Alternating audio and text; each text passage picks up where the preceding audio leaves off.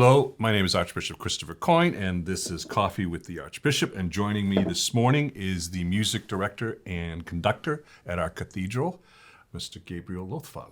Hello, Archbishop. Welcome. Oh, thank you for having me. Yeah, you've been working there for a few months now, and the music is just spectacular as always. And, Well, thank just you. Kind of, Thank you. Now, I was a music major in college. I heard that and I read that about you. Yeah. What was your major? Voice. Oh, so you're no doubt. I hear you singing. Yeah, well, we I hear don't- you loud and clear we from don't do the speakers. But yeah.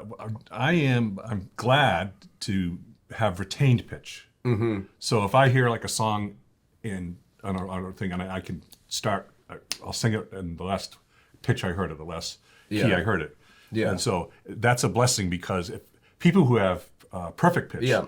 they'll be in a place, and all of a sudden, like the piano's up, and they're going. No, perfect pitch is a curse and a blessing. Yeah. And people that cannot. Sometimes you want to move a piece up a step, half a step down, and then you have your singers with perfect pitch that go crazy about that, and they cannot do it. What they are reading doesn't match what their brain is telling them, and it's it gets problematic. But it's certainly a good thing to have. So what's your background? What's your background in music? What was your instrument? Where did you study? Well, I'm Argentinian from Mendoza, all the way in the mountains. Okay. Do you like wine? Red wine? Sure. Yeah, the Malbec and Did you Cabernet Franc. Did you bring me here? I should have. Yeah, Oh. big faux pas there. Well, anyways. Bourbon's good too. Yeah, well, you're a bourbon guy. Yeah, excellent. No, we're gonna have David's here. We're gonna have a bourbon thing. No, we have red. Where I come from is called the land of wine and sun, because there's always sun shining, and I went to school there, at University of Cuyo, which is the area of Mendoza, San Juan, San Luis, these three provinces nestled in the Andes. And I went for piano. I wanted to be a solo piano player, playing Chopin and Debussy and the big names. And I moved to Connecticut. My piano teacher from the Hart School, just down the street, less than a mile from here, Luis de Moura Castro, a wonderful Brazilian pianist, just passed away before the Pope. Yeah, so it's been a couple of weeks of great loss. I got to tell you my piano story. Yeah. So when I was in college, Yeah. everybody had to take 2 years of piano. Of course, yeah. Whether you were a voice major or whatever. And I was working 2 or 3 jobs, and the person who was my teacher was very, very nice to me, but I didn't practice enough, and she used to yell at me because my piano playing was so bad. Yeah. And she didn't really think about it. So I was working in a department store, and she lived nearby. And all of a sudden, she showed up one night. She says, "You really do have a job?" And I said, "Yeah, I told you I got 3 jobs." And she said, "I'll tell you. This is the end of my last second years. Last time I had to take piano with her, she said, I'm going to pass you." She says, "But you're not to tell anybody that I was your teacher." She didn't win any bad reputation, but she took pity on you. She saw you working. Yeah. So you took lessons here.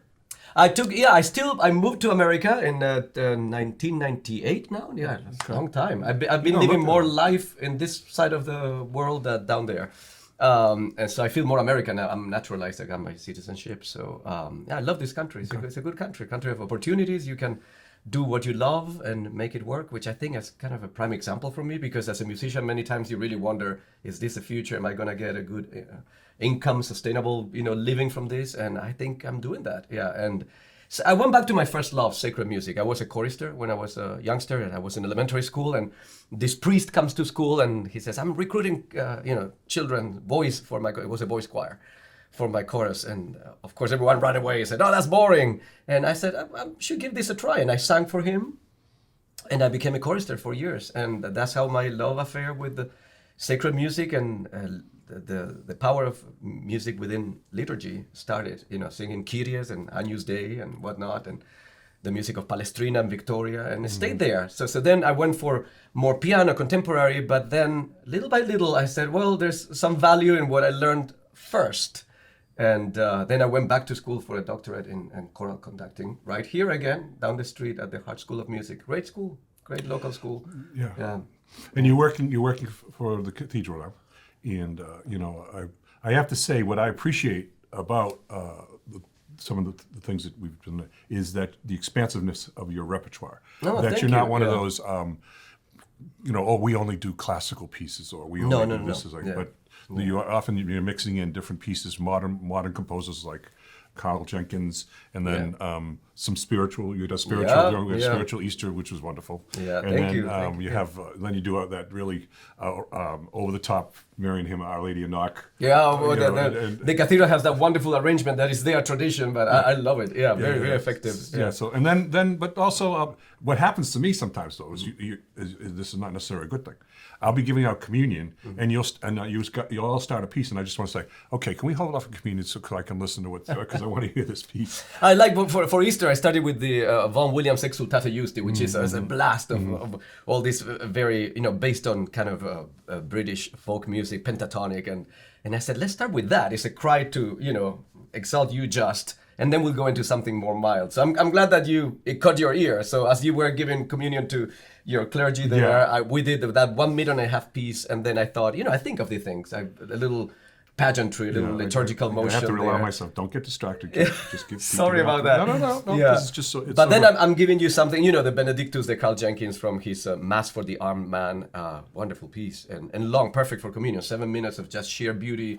We use it all the time for your confirmations because it's so much fun to pick out music for liturgies, don't you think? Think of the timing of the mood. But you also, this once in a while, you'll throw in a kind of a non-religious piece. Aaron Copland's theme from Our Town, We do that, which is beautiful. And also, but this is not exactly non-religious. It's religious related, but it's a soundtrack. We do the Ennio Morricone, the Mission, which to me, it also touches the Argentinianness because it's a movie about the Jesuits in Misiones, the province of Argentina, and then they got expulsed from there and they went to Asia. And have you seen the movie? Jeremy Irons? Yeah, great movie, and he plays the oboe. So Gabriel's oboe, and the name, is my name, and also the name of the character of the movie. So our first trumpeter, Phil Snedeker, did a great arrangement of that piece. Now you've got a new organist.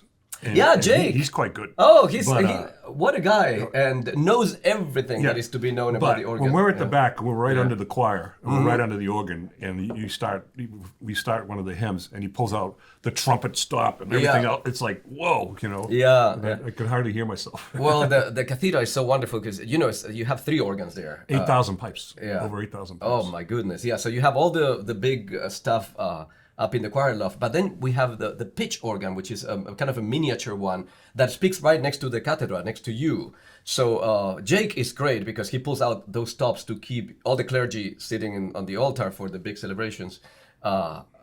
He uses that organ, so you guys get that sound right next to you.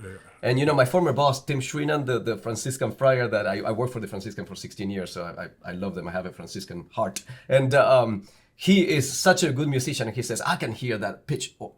Well, as this will just kind of wrap up our conversation, but I do appreciate the fact that, like on Good Friday and at the beginning of Holy Saturday, your cantors were a cappella, and the choir was a cappella, and they held pitch. Which is hard to do, especially when the cantor starts out singing. They have to have in their head the pitch, unless they're doing a little pitch spike before they walk out there. Alice and Noah are well trained, and they do such a good job keeping the pitch. And I believe in the power of putting the organist. I do. That rubric is great. After the Gloria on Holy Thursday, you go quiet, and it is such an impactful thing to do. And it's a great choir. It's a great choir. So listen, I just want to make everybody have an invitation, if you get the time some Sunday, to just come down to the Cathedral of St. Joseph and celebrate with us. Now, they used to take summers off, but we don't do that anymore. At least they sing through the summer, so I'm very excited about that. It's a kind of a change for me. Just during the Holy Year too, especially to come down, visit the cathedral. It's a place of pilgrimage, and say a prayer in front of the wooden cross that's there. Receive a particular blessing because of that.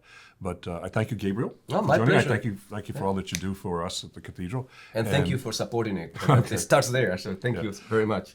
This is Coffee with the Archbishop. God bless.